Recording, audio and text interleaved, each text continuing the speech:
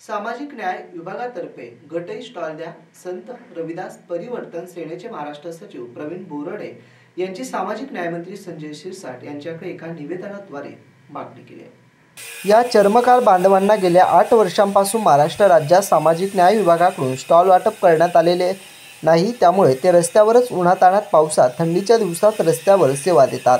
त्यामुळे त्यांना हक्काचा स्टॉल असणं अत्यंत आवश्यक आहे। गेल्या 8 वर्षांपासून स्टॉल न मिळाल्यामुळे चर्मकार समाज बांधव शासन प्रशासनावर नाराज आहे। म्हणून वरील प्रकरणाचा विचार करून त्यांना हक्काचा गटाई स्टॉल आणि उद्योग व्यवसायाकरिता 1 लाख रुपयाचं अनुदान देण्यात यावं, तसा निधी सामाजिक न्याय विभागाला देण्यात यावा, अशी मागणी निवेदनाद्वारे सामाजिक न्यायमंत्री संजय शिरसाट यांना गुरु रविदास परिवर्तन सेनेचे महाराष्ट्र सचिव प्रवीण बोराडे तसेच अशोक वाघमारे, किशोर निमरोट, किशोर कटारे, प्रभू कटारे, मनोज रेस्वाल, विजू कटारे आदी समाज बांधवांनी निवेदनाद्वारे केली आहे। Bureau report, AN news, Chhatrapati Sambhajinagar.